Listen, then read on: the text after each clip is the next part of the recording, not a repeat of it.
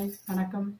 அன்னையின் அற்புத சமையலுக்கு உங்களை அன்புடன் வரவேற்பது ஈஸ்வரி பாலகுருசாமி. இன்னைக்கு நம்ம சமையல் சேனல்ல எளிமையான முறையில் சாம்பார் எப்படி வைக்கணுன்றதை நான் உங்களுக்கு சொல்லி தரப்போறேன்.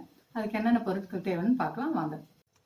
சாம்பாருக்கு தேவையானது ஒரு கப் பருப்பு, துவரம் பருப்பு, அதுக்கப்புறம் அது கூட தேவையான அளவுக்கு மஞ்சப்பொடி, பெருங்காயத்தூள், தேவையான அளவுக்கு எண்ணெய். இது தாளிப்பதற்கு கடுகு உளுந்து, காஞ்ச மிளகாய், நசுக்கி வச்சிருக்க பூண்டு, கருவேப்பிலை. அந்த பருப்போடு சேர்த்து வேக வைக்க ஒரு வெங்காயம் நல்லா நறுக்கி வச்சுக்கோங்க, ஒரு 3 தக்காளி நறுக்கி வச்சுக்கோங்க, ஒரு 4-5 பச்சை மிளகாய், ஒரு 10 பல்லு பூண்டு இது பருப்போடு போட்டு வேக வைக்கணும். இப்போ எப்படி செய்யணும்னு சொல்கிறேன். இதில் பருப்பு கழுவி வச்சுருக்கேன். வெங்காயம், தக்காளி, பச்சை மிளகாய், பூண்டு, பெருங்காயத்தூள், மஞ்சத்தூள் போட்டிருக்கேன். போட்டு ஒரு சொம்பு தண்ணி ஊற்றி வச்சுருக்கேன். இந்த குக்கரை மூடி வச்சுருவோம். மூடி வச்சு கேஸ் பற்ற வச்சு இது ஒரு 5 விசில் வரணும். 5 விசில் வந்துடுச்சு. விசில் அடங்கிடுச்சு. ஓப்பன் பண்ணி பார்ப்போம்.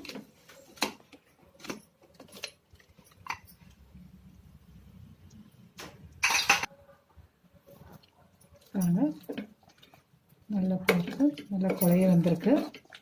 வெங்காயம், தக்காளி, பருப்பு, பச்சை மிளகாய் எல்லாமே நல்லா குழைய வந்திருக்கு.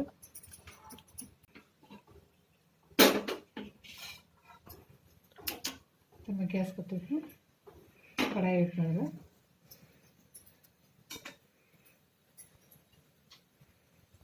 சொன்னது எல்லாம் தாளிக்கிறதுக்கு தேவையான எண்ணெய்.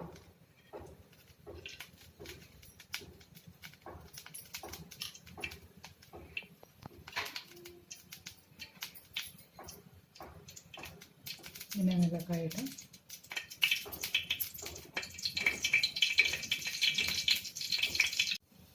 இப்போ கடுகு போடுங்க.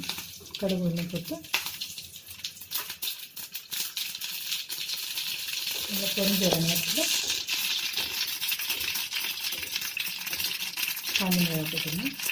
ரொம்ப பொரியாக விடக்கூடாது. ரொம்ப பொரிய விட்டால் கசம்பரம் கடுகு. காஞ்ச மிளகாய் போட்டு கருவேப்பிலை போடுங்க. கட்டி வச்சுருக்க பூண்டை போடுங்க.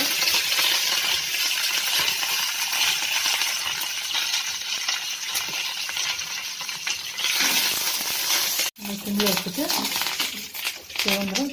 கொஞ்சம் பெருங்காயத்தூள், அப்போ தான் நல்லா வாசமாக இருக்கும். பெருங்காயத்தூள் போடுங்க. தேவைக்கேற்ப உப்பு.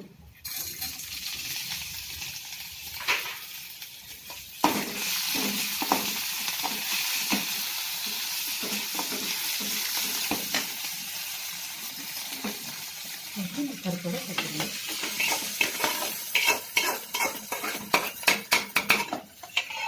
பருப்போட கட்டி திரும்ப கேஸ் வச்சு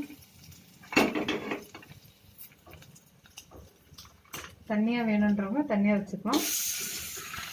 இல்லை நல்லா கொஞ்சம் திக்காக வேணுன்றவங்க திக்காக கூட வச்சுக்கலாம்.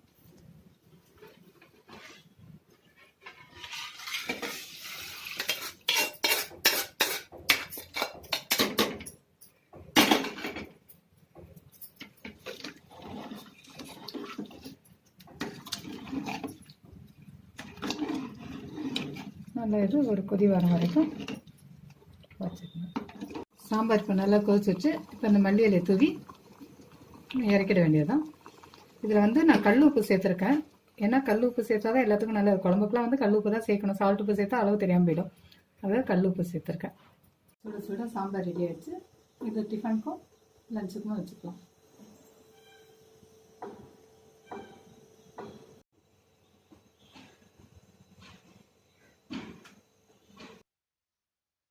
இந்த வீடியோ உங்களுக்கு பிடிச்சிருந்தா லைக் பண்ணுங்க, ஷேர் பண்ணுங்க, மறக்காம எங்க சேனலுக்கு சப்ஸ்கிரைப் பண்ணுங்க. சமையல் பத்தி எந்த டவுட் இருந்தாலும் கீழே இருக்கிற காமெண்ட் பாக்ஸ்ல காமெண்ட் பண்ணுங்க. நாங்க உடனே உங்களுக்கு அதுக்கான ரிப்ளை தரோம். நன்றி.